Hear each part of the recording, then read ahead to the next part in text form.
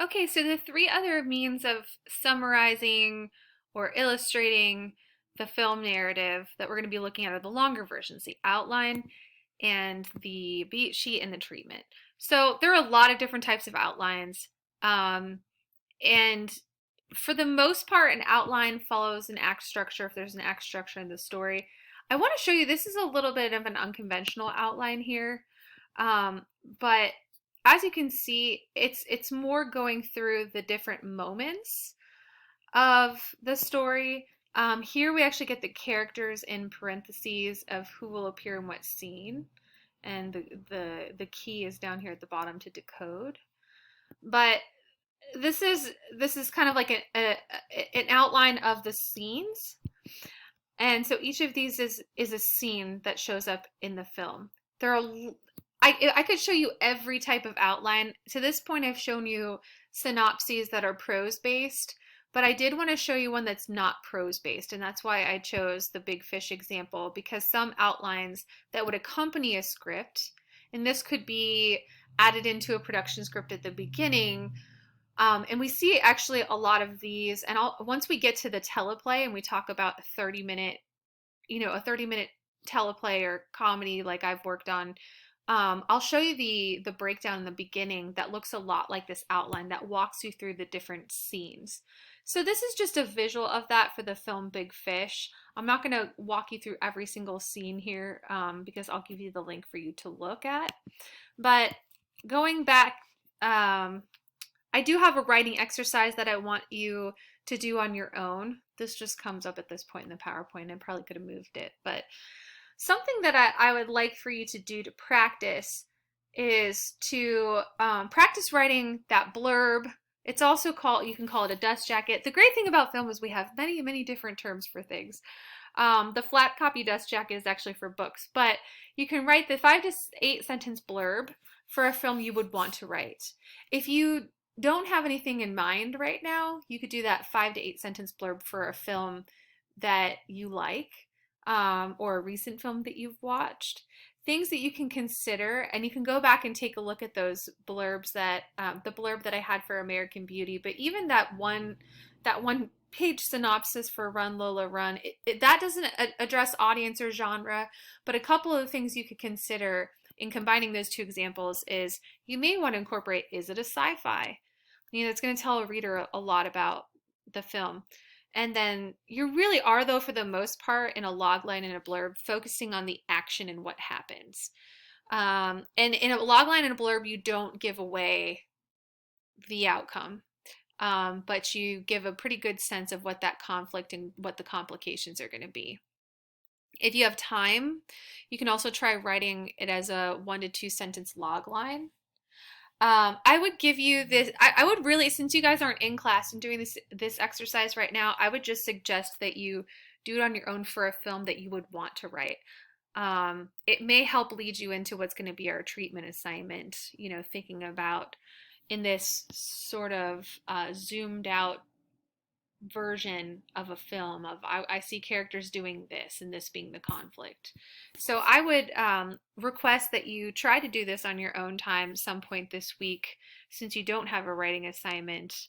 Well, since you don't have, I take that back. You will be starting on your treatment assignment. Sorry. I'm so used to this being a 3-day-a-week class. So this would be a lovely exercise for you to do on your own. I really wish that I could just restart this, but I'm so invested in this 4 minutes already that I've recorded. So I'm just going to keep moving forward, and I'm going to make this a human moment, and I'm going to move forward. Okay, so we have 2 other forms, and what's going to happen is I'm going to show you the beat sheet, I'm going to show you treatments, and then the last video is going to be looking at an actual treatment, which I'll give you, which the link is on the module, and then about your assignment. So that's what you have to look forward to. So Blake Snyder broke down most traditional stories in the 3-act structure into these 15 beats.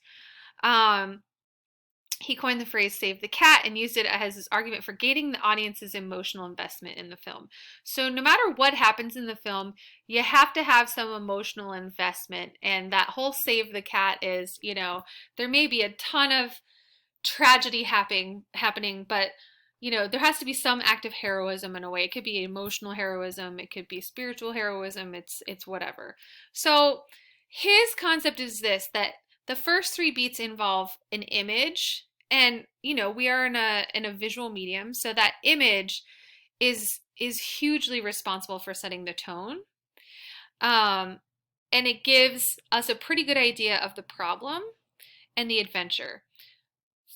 Since we're going to be, I really want to talk about these beats in terms of Ingrid Goes West, but I will tell you that because the film has to do with social media, the opening image in Ingrid hits this nail on the head.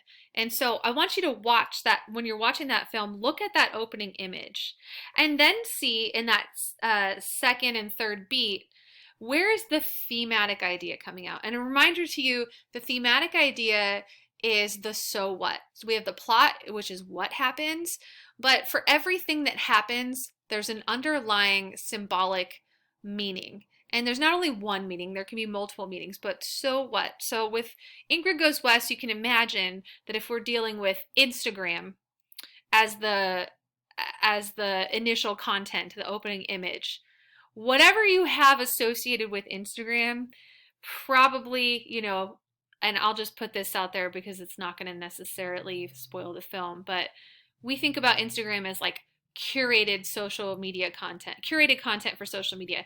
It's got filters. It's not real. Then what is real, right? So we could definitely see these first three beats in that film. The before snapshot is really, really important. The character's world as it is becomes apparent in beats 1 through 3. In beats 4 through 5, right, this is where we get closer to the inciting moment. So life is going to change. This happens in Ingrid pretty quickly. And it could be anything from, catching somebody cheating, allowing the monster on board the ship. The before world is no more and change is underway. The catalyst is that inciting moment, right? So what happens to Ingrid that then changes the status quo for her? And the status quo for her doesn't mean it's boring. The status quo is a little messed up at the beginning of the film. But what changes that status quo? And then, again, this change is scary, and for a moment, in a brief number of moments, the main character doubts the journey they must take. Can I face this challenge? Do I have what it takes? Should I go at all? There's a little bit of vacillation, with Chris McCandless and Into the Wild. It's that deciding to burn the money and just leaving civilization behind. So the next few beats have to do choosing act 2. I don't know what that meant when I put there. The main character makes a choice and the journey begins. Oh, okay, yeah. So we leave the thesis world and enter the upside down opposite world of act 2.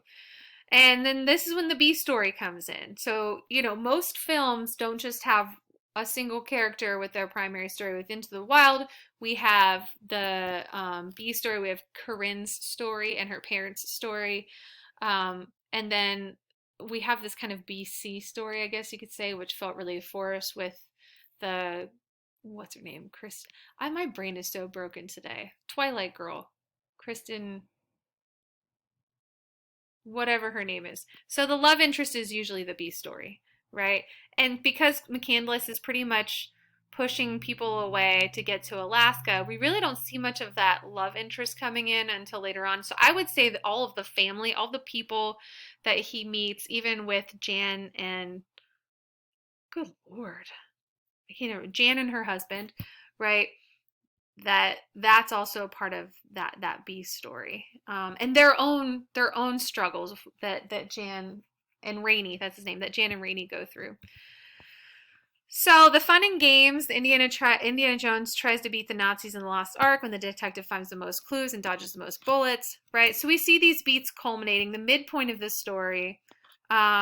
Everything is great or everything is awful. The main character either gets everything they think they want. I'm really interested to see how you guys identify this with Ingrid.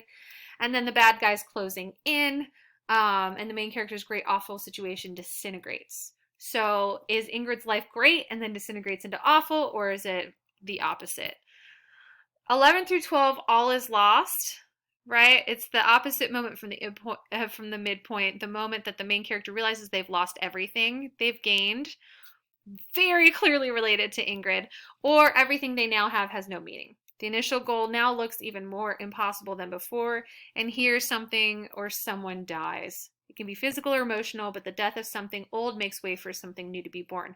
If we look at the chronology, if we were to lay out chronologically what happens to Chris McCandless in Into the Wild, this is Killing of the Moose. Even though that happens temporally for us earlier in the film, the Killing of the Moose is a crisis for him because it shows that he doesn't have um, what it takes to survive in the wild, and he's making poor choices. He's actually causing harm, which his goal of going out into the wild was to, stop causing harm as a human and become in touch with the wild, to have this transcendental experience. And instead of that transcendental experience, he suffers.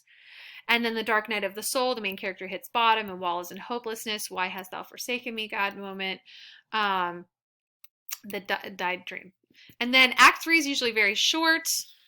New inspiration, last minute advice from the B story. If we think about it, that moose part does come in at the end. And then we have that Hal Holbrook's character comes in and wants to try to adopt Chris McCandless.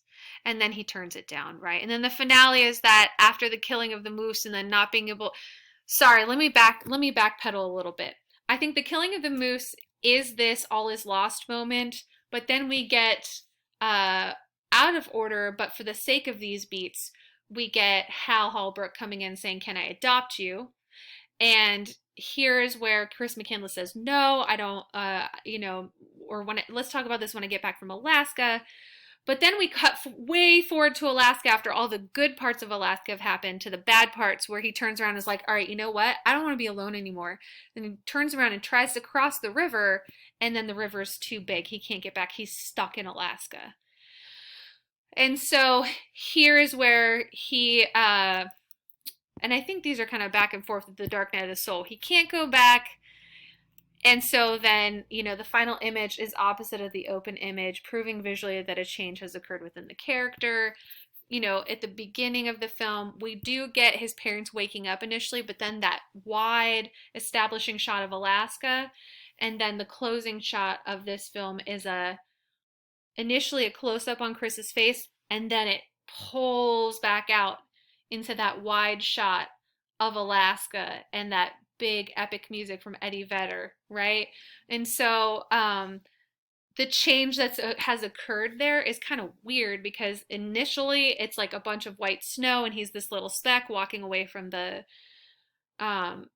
truck, and then in the last shot, sorry, I just got a text message. In the last shot, we have that pullout, but Alaska is full and alive. So I don't know if that's Sean Penn's way of trying to create hope in us of even though he's gone, he's still with the land and the land is there and the experience of being out in the wild is still a sacred thing. I don't know. But the image is in stark contrast, and the change is that he went and he perished, because of his dream. So most of these beats are in the film. That Snyder says, most good scripts can be broken down into these beats. Maybe a little extra beat here and there towards the end with the reversals. So beat sheets rely on 3-act structures as the preferred paradigm. So even though, and I would say the only reason that Into the Wild still fits into that, because otherwise it's a really experimental film, is because it's based off of a book, and Sean Penn still tried to create it like a life with a beginning and a middle and an end, which in a sense is how we view that 3-act structure, even though it's artificial. And so organic narratives do defy paradigms, and being true to your character is the only way to write a good film. But a lot of stories and a lot of character journeys have this traditional arc to them. And so real quick before I end this video, what you should know about treatments is that they're much longer than outlines, much more detailed, and they pull from this beat sheet. I mean, you can use the beat sheet to help guide you in the way that you write the treatment, but you don't have to use the exact beats from it. So in my next and last video for you guys, and I really appreciate you hanging in there, we're going to look at I'm going to point you to a sample treatment and to your actual assignment that you'll begin working on for the next week.